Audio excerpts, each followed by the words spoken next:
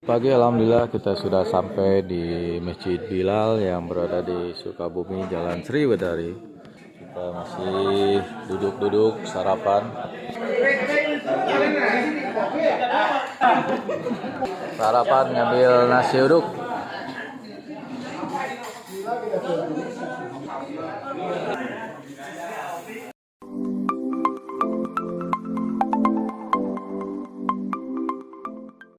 Kemudian banyak yang bisa kita ambil manfaatnya.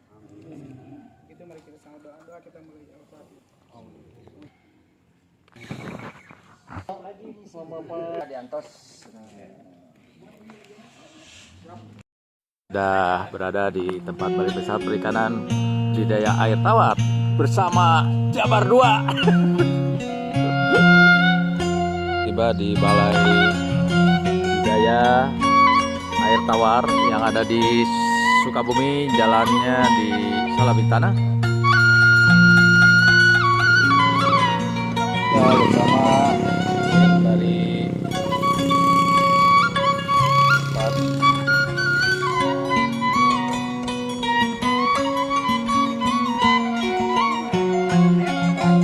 kita lihat ada ikan koi, mantap. Ini berbagai blok untuk budidaya ikan air tawar yang ada di Sukabumi. Kita masih mengelilingi kolam-kolam yang ada di budidaya air tawar. Rohim, sehat, mantap. Gimana, Pak Abing? Perjalanan seru? Perjalanan seru. Isu kenehnya.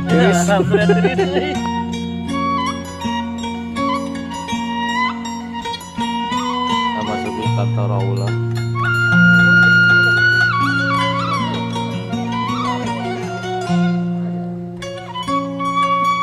Jauh-jauh dari mana, Mas? Selamat datang.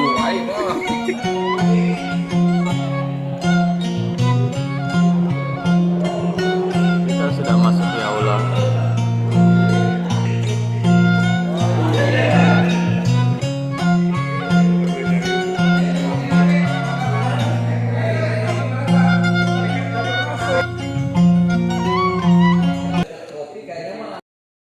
Penjabat Bupati Kepulauan Mentawai, Pak. Jadi pagi sebulan ini cuma sehari 2 hari di balai ini. Jadi, kalau sudah hampir sebulan beliau jadi bupati.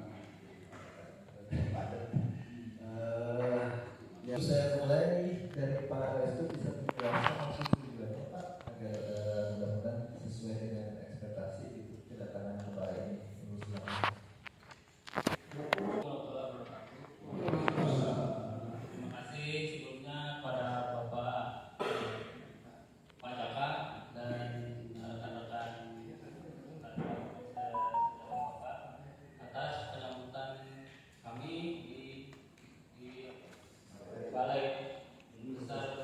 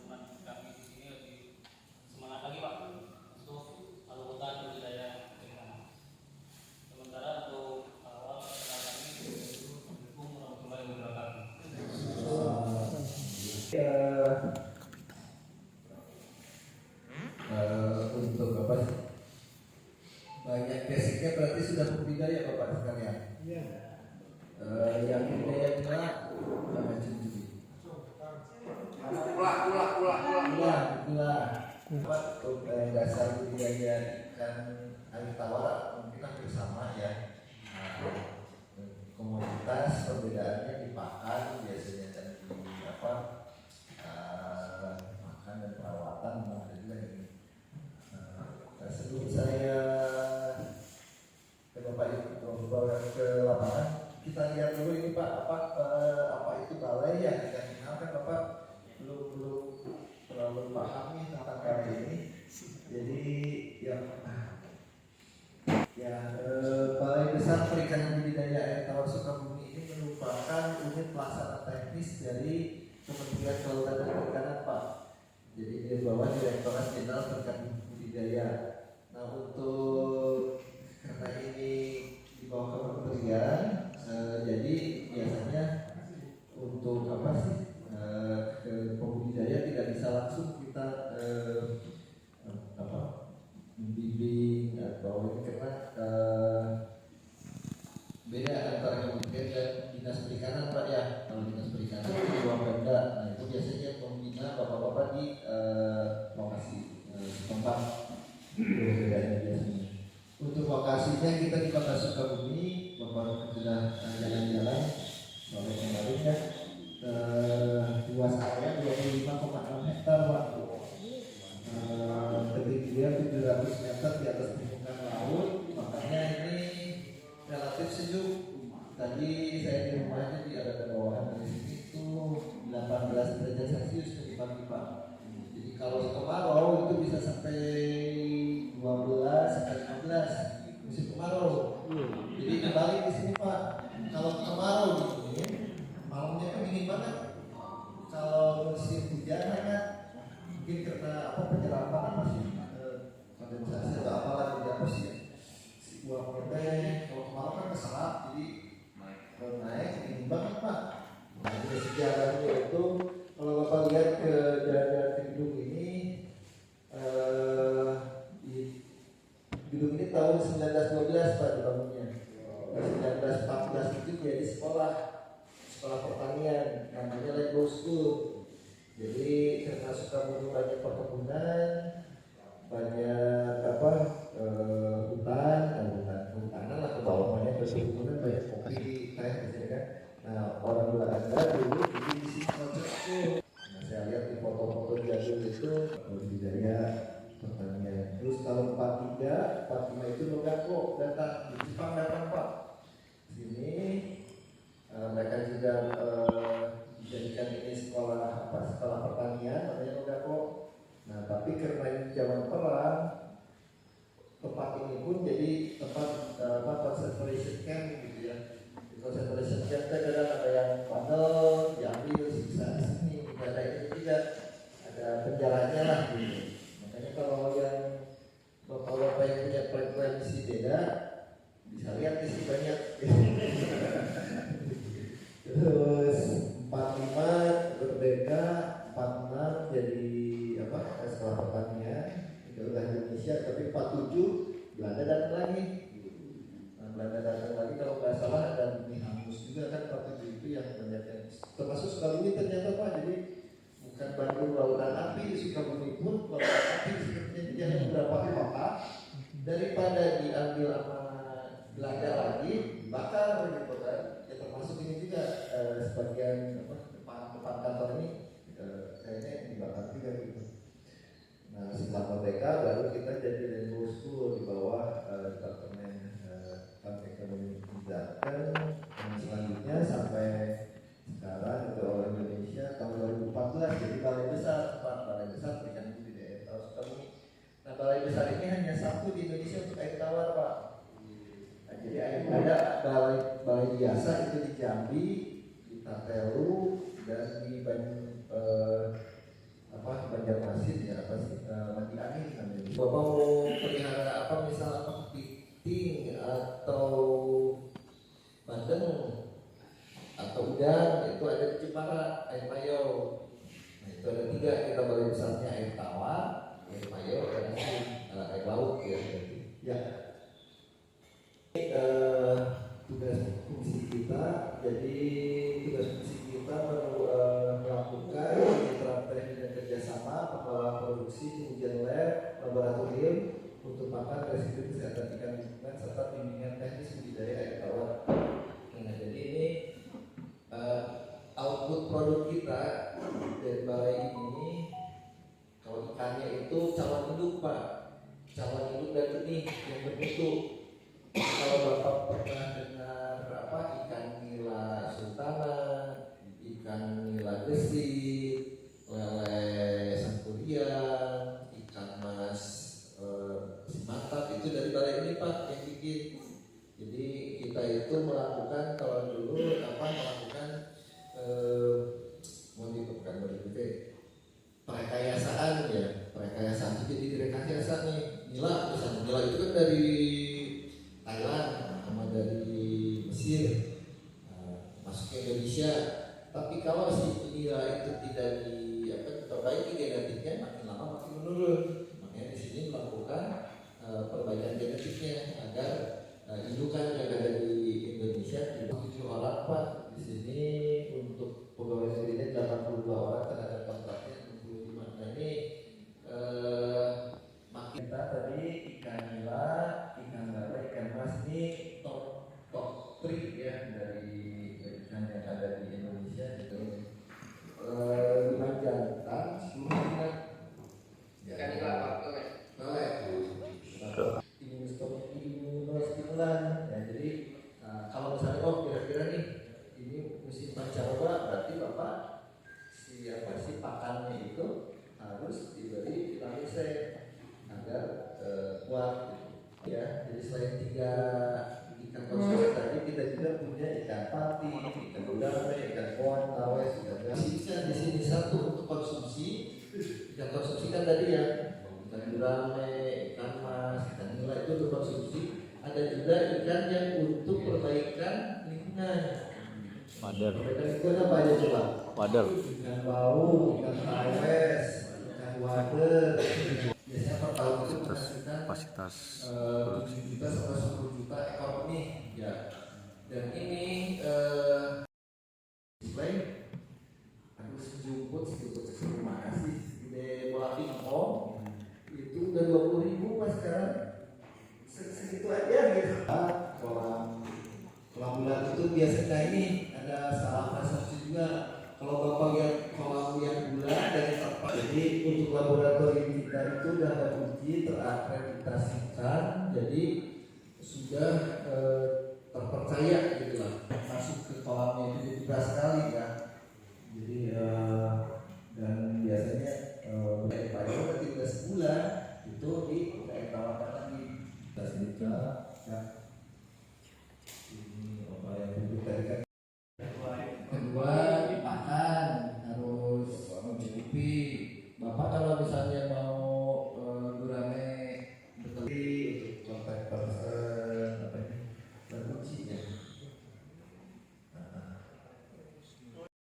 Di masa panen itu biasanya bisa di itu di mana? Apakah budidaya tradisional? Budidaya tradisional ini biasanya Bapak punya kolamnya turun temurun, di dalamnya itu macam-macam ikan ya. Nah, panen lahan dari benih, pakan, dari air ya. Indonesia itu ada Mujair itu mungkin ikan produksi pertama yang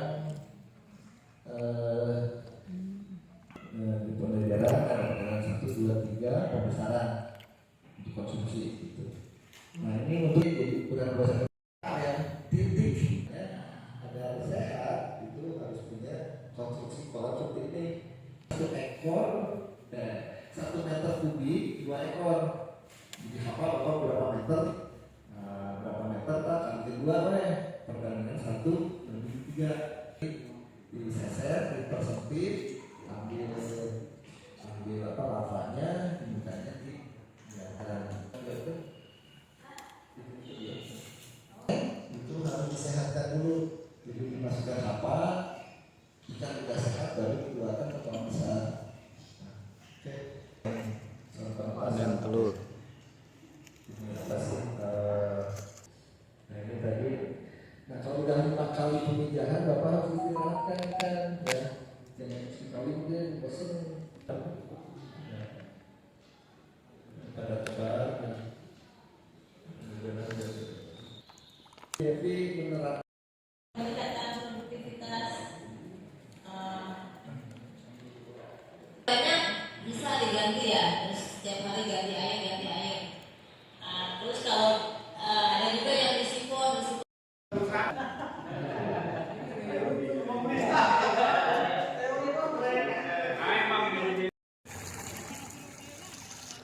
pemaparan, kita langsung ke lapangan kolam ikan nila.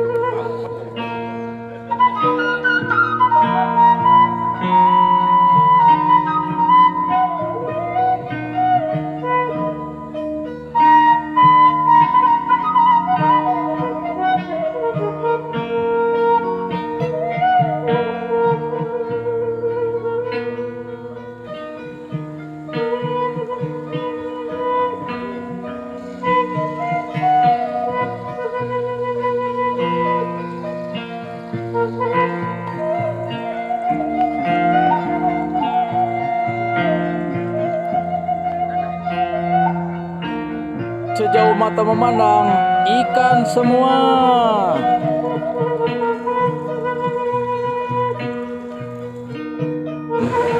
Bioplok.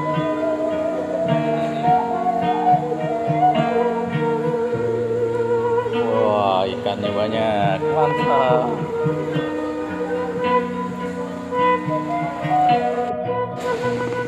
Dari Jabar 2. Mantap.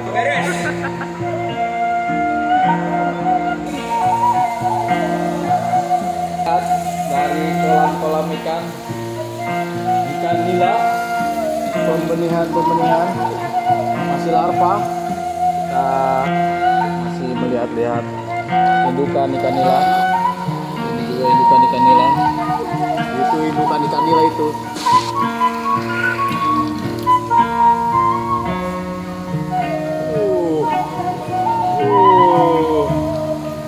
Mantap. Kita lihat, ini ikan kolot, ikan gede banget nih lah, ada 1 ekor 5 kilonya.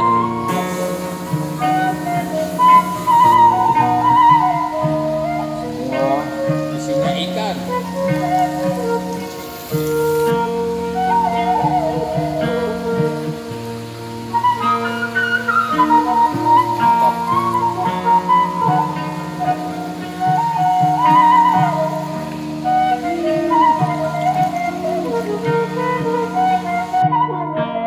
Lihat tempat pemilihan ikan yang ada di pemilihan Balai Pusat Ikan Air Tawar.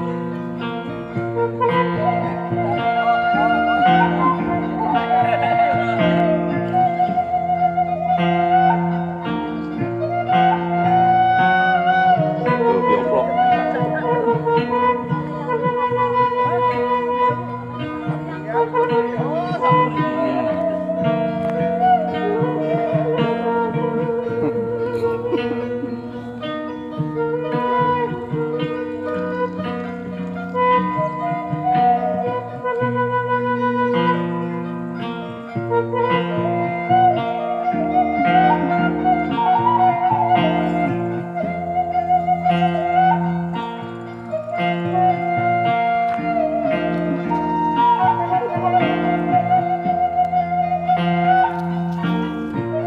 Kang, lauk naon ya Kang?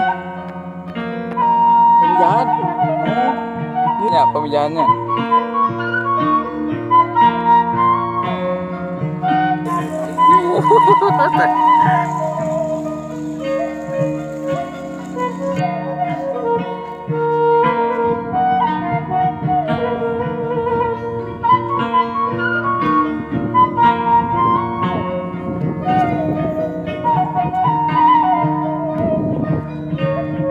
Masih perjalanan dalam acara ke bioplok. Wah, bioploknya banyak banget.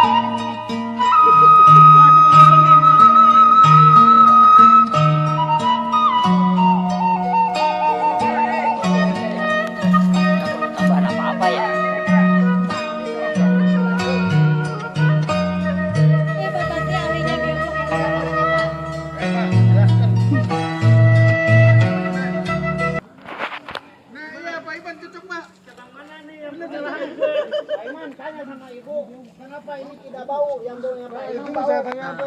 Tanya Bu, kenapa dijawab? Bakterinya pengurai. Ini dulu saya dulu pertama itu bakterinya itu gunakan kotoran kambing. Ya. Kali ini kita akan namanya aplikasi persiapan media, Pak. Aplikasi persiapan media.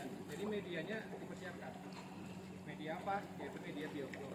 Kita buat dulu vlog. Jadi karena sebelumnya belum ada, maka namanya persiapan media. Nanti ada namanya aplikasi tambahan, karena sebelumnya sudah ada, ditambahkan. Nanti Bu Devi mungkin tadi sudah murah. Sudah, kurang 20%. Nah, betul. Nah, itu namanya aplikasi tambahan. Aplikasi media nih, ikan yang sudah, kita pakai metode kedua Pak, ada, sudah sehat. Nah itu syaratnya.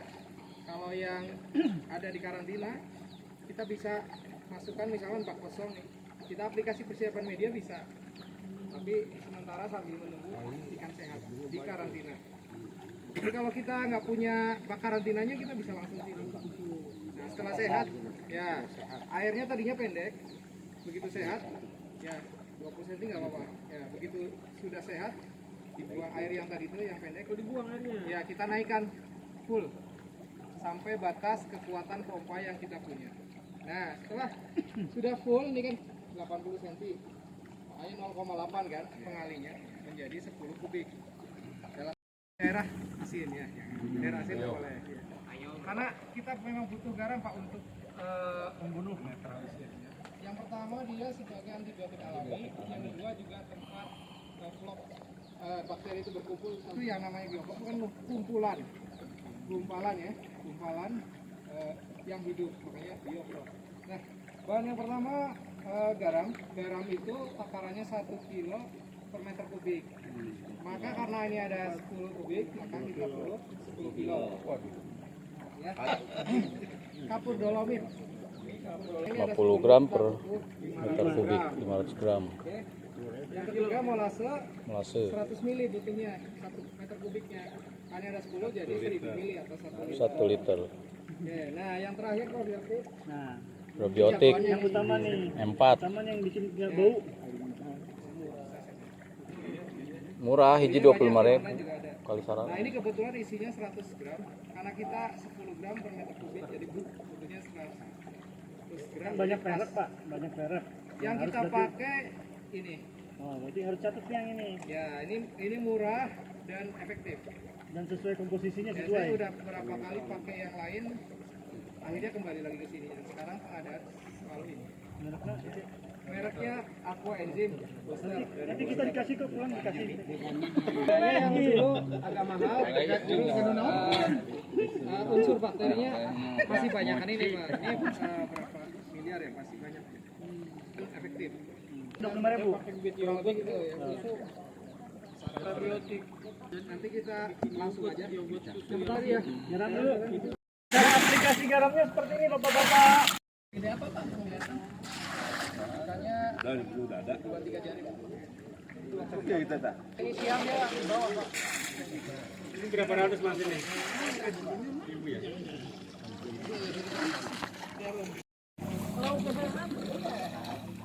Kasih dolomit untuk pencampuran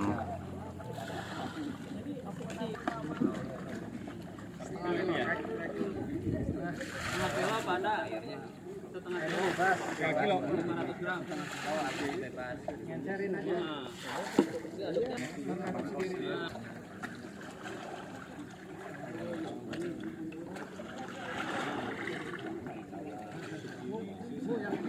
Nih Pak, makanya di sini harusnya bacillus, jangan pakai kohe.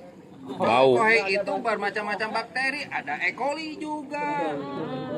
Ya, khusus bacillus. molase. Kalau Mas Fatih Ini ganteng ya? Atau monetasi saya udah dapat duit tuh Pak. Oke bos, turun kan? Kita selesai aplikasi persiapan aplikasi persiapan media bioflok. Nah, hari ini kita dikuasai ya, penyakitnya itu di awal memang pas ikan baru datang Pak. Nah, itu biasanya lecet. dalam hari pertama nggak kelihatan, seolah-olah ikan sehat. Nanti hari ketiga keempat udah mulai Pak. Makanya hari pertama jangan kasih makan. Nah hari kedua kasih makan sedikit aja, 1%.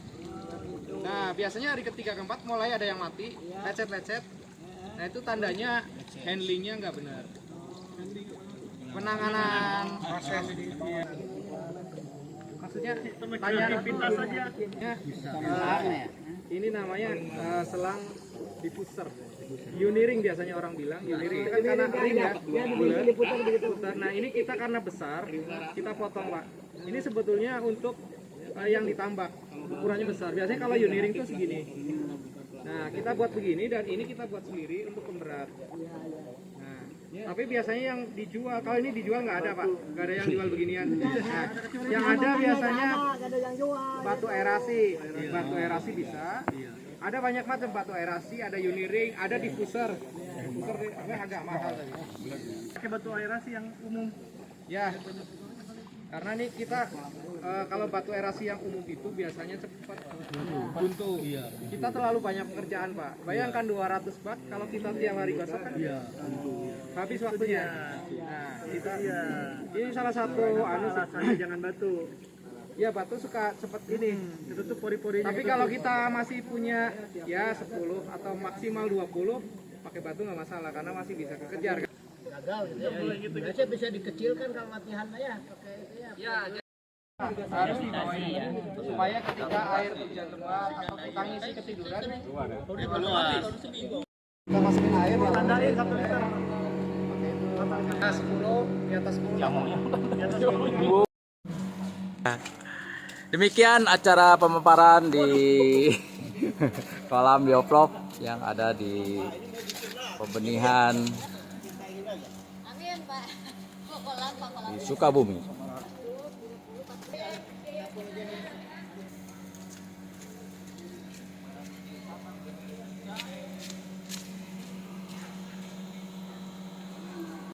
Lanjut di tempat yang teduh.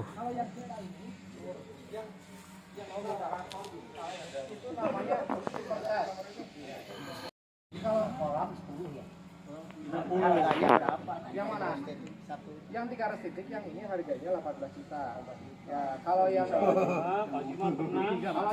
kecil-kecil, ya paling yang kecil-kecil itu 2 jutaan lah. Latihan di Balai Benih Ikan Tawar. Kita akan kembali ke camp untuk makan siang.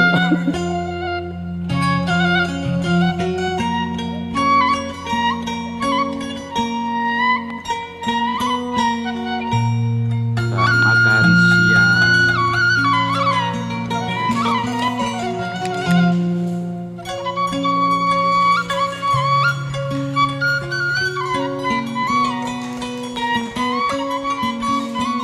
Bos, menunya apa bos? Ayam goreng.